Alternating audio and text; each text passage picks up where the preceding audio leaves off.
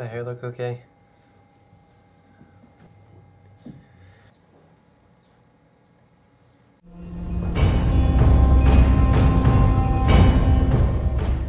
Hey Growl fans, and welcome to the second subscriber questions and answers video. Before we get started, I'd like to invite everyone to head on over to the comment section right below the video and ask me any questions you'd like. I'm always getting questions from subscribers either in the comments on YouTube or the website or directly via email. Ask me any questions you'd like about writing, creativity, me personally, the Growl books, anything you'd like at all, and I'll feature them in an upcoming video. You can also email me directly at victor.salinas@growlworld.com. I'll put my email address in the video itself and also in the video description. Also, before we start on the questions today, I just want to say that if you hear any kind of like weird noises in the background, it's my roof right now. There's like snow melting outside, and a couple of times like outside the window here in the room, it's like collapsed. And it's like really loud, so if you hear any loud crashes that I can't edit around, there aren't any like monsters trying to get in my room that I'm aware of. It's just snow falling off the roof. Okay, so today we have 5 questions that I've selected on the video, kind of a broad array of different sorts of questions from some of you guys. I have a lot more that will feature in upcoming videos, but I try to do like 5 or 6 on each one of these so they're not too long and boring. In the first question, Richard asks, I always got my inspiration from Warcraft and J.R.R. Tolkien.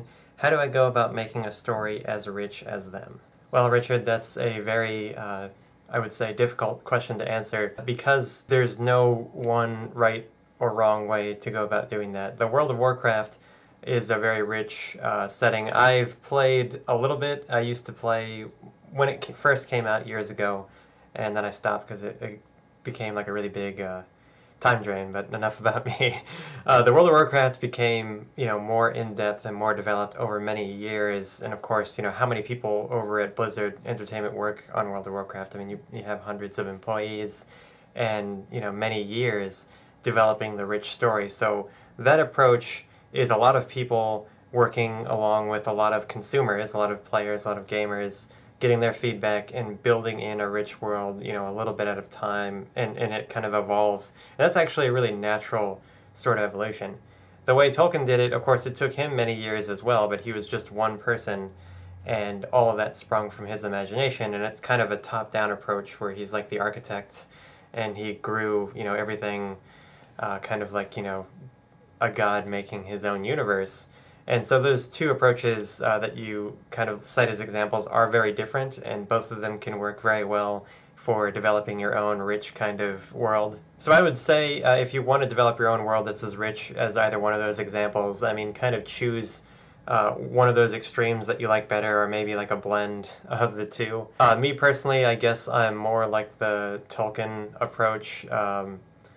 I just kind of devise all of it in my head and then put it down in notes and then, fill it out that way. I don't really, as much as I probably should, get a lot of feedback from other people. Not that a lot of feedback isn't good, I do appreciate that, but my ideas kind of spring from my own, my own observations and my own work, and it's kind of top down, like I'm the evil emperor behind the scenes, the puppet master pulling the strings, and not necessarily getting, well, this person thinks this should be good, and my other friend likes this, so I'll put those together. That's kind of more the bottom-up World of Warcraft approach. So to sum up all of that kind of scattered answer, I guess just pick one of those two approaches that you like best, or maybe kind of a unique mixture of those two. It's kind of either a choice of being a top-down architect or a bottom-up gardener kind of approach. In our second question, Corey asks, I would like to ask how I will know if my book will need an appendix or not.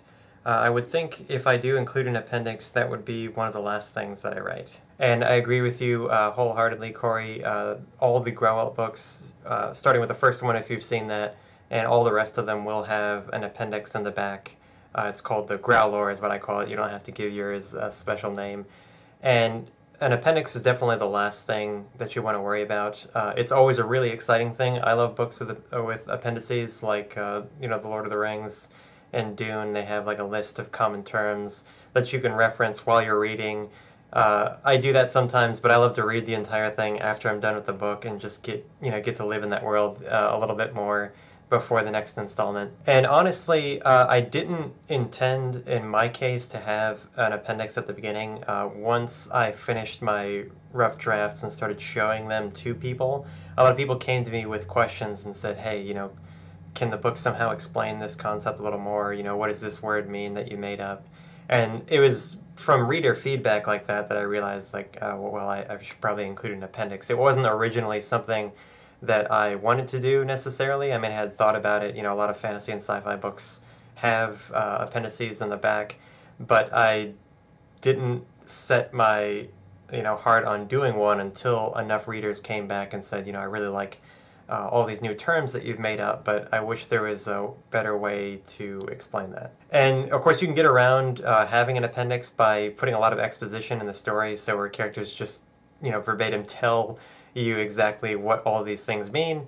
But I won't get into all of that, but I think that's a bad idea because the characters would probably take those concepts in their world for granted and not have to explain it to each other because they live there every day, they know that. So I would say focus on writing your manuscript. When you show it off to people, don't prompt them in any way. Just wait for them to come back to you and see if they have any questions. If they have a lot of questions asking about, you know, who this character is, what's their backstory, what's this word mean, you know, what's this army, what's this battle, etc., then you know that it's probably a good idea to put an appendix in.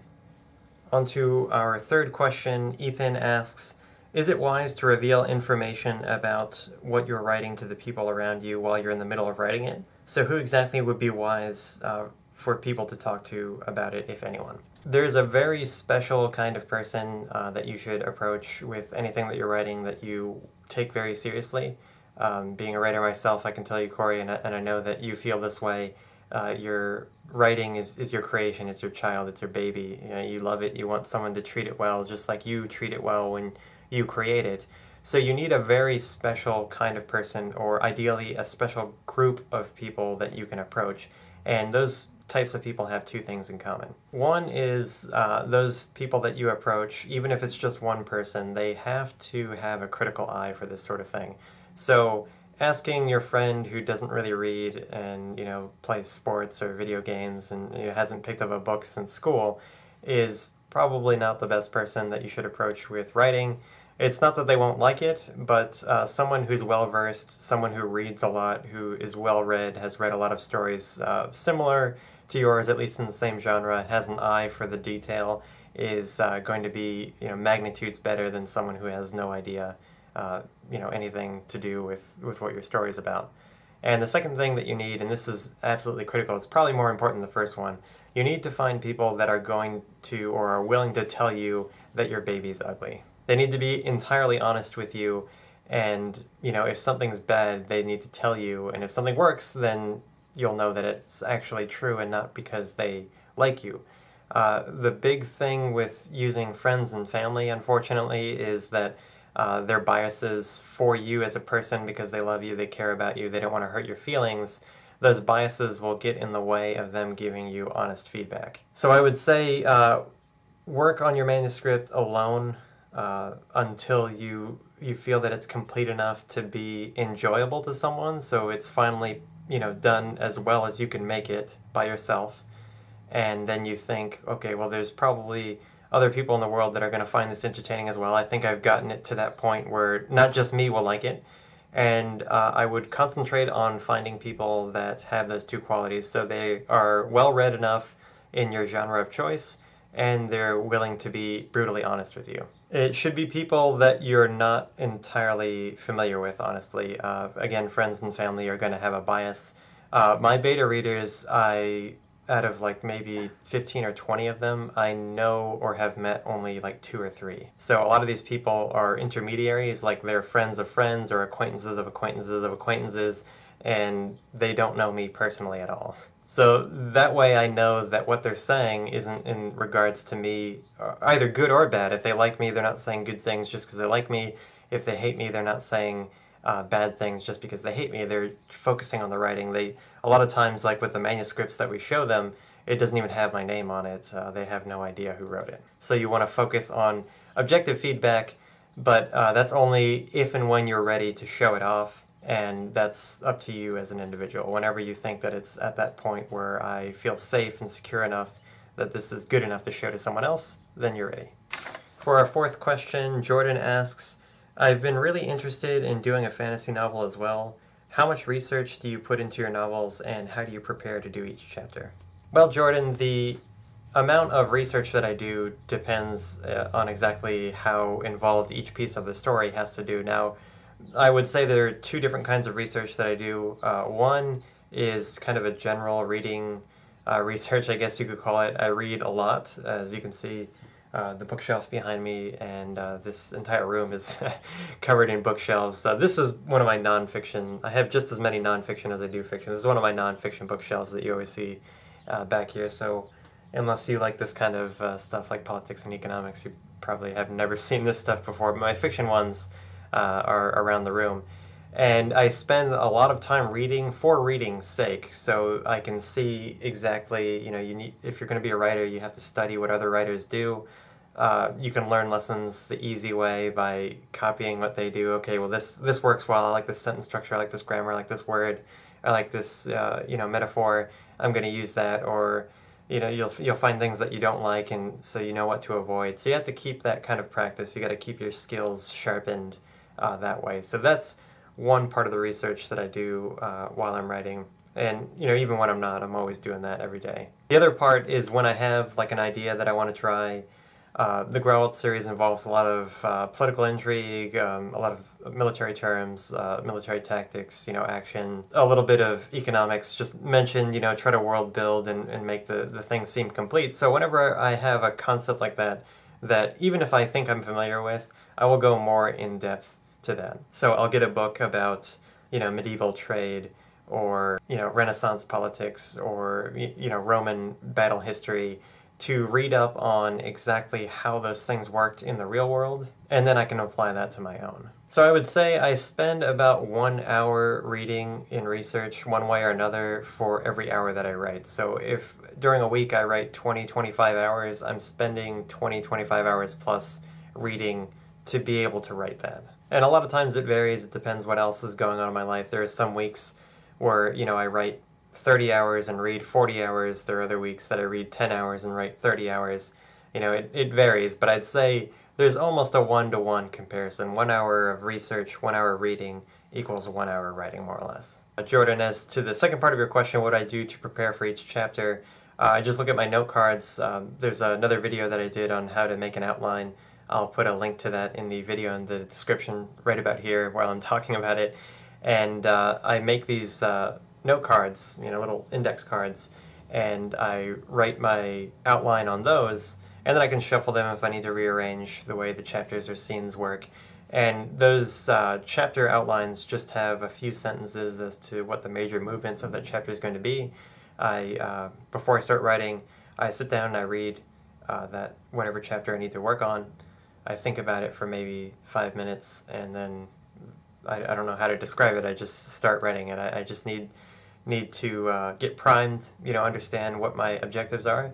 Then I sit down and I write until I get to the end of the chapter. I know that that may not be entirely a satisfying answer. There's a lot of voodoo that goes on in all of our minds as we write. We could probably do a whole video on that if you would like. But I just read it, know what I need to do, I sit down and I do it.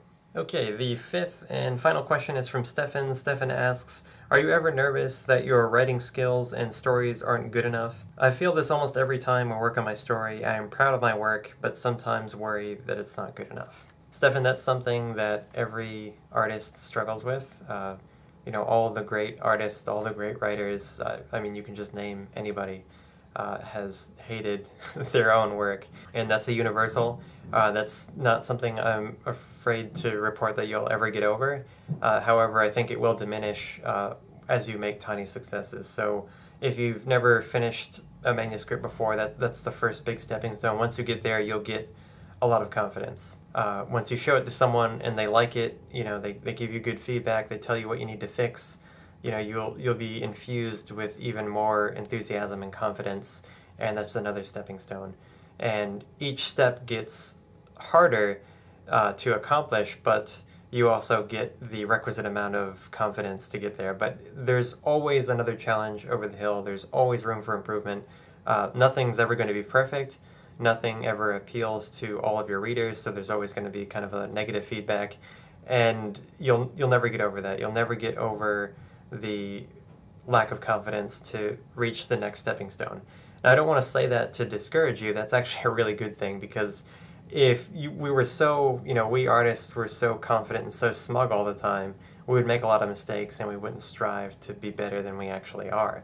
So when we write, Stefan, when you're writing and you're proud of your work, and then maybe you look back on it and you think, well, this isn't as good as I had hoped that it would be, use that to motivate you to be better. If you didn't have that feeling of maybe this isn't good enough, you would just throw anything out there and then people really wouldn't like it. The fact that you doubt your skills sometimes, I do it all the time. The fact that that happens means that you care. That means that you're doing exactly what you need to do, and you're going to do everything that it takes to make your readers happy. And that's really, to me, what matters. I know a lot of writers say that they do it for themselves, and that's a really important part. But maybe Stefan, you and I are a little closer in that we want to do it to please other people. We want other people to see, the visions that we see. And a big part of that is kind of that self-doubt. So I would say, get used to the fact that there'll always be that, tiny voice in your head telling you that it's not good enough. But the more you push through that, the more confidence you will gain. And it's actually a good thing that sometimes you doubt what you're doing, so that you will take the steps necessary to make your readers happy. So that concludes this episode of the questions and answers from subscribers. Again, I'd like to invite everyone watching to leave your questions for me in the comments below. They can be questions about the Growelt books, they can be questions about writing and creativity, about me personally, or anything you'd like at all. You can also reach me via email at victor.salinas@growelt.com. I'll put my email address in the video description and also in the video itself. I look forward to reading all of your questions, and if I don't feature them in these videos, those of you who have contacted me before know that I will answer them at least in email, or if you send me a message somewhere else. I'll always at least answer you that way, and a lot of these I will pick the ones that I think that a lot of other people have the same question. I'll put in these videos as well. Don't forget to share and rate this video if you liked it, and subscribe to the Growelt channel. I'll talk to you guys next time.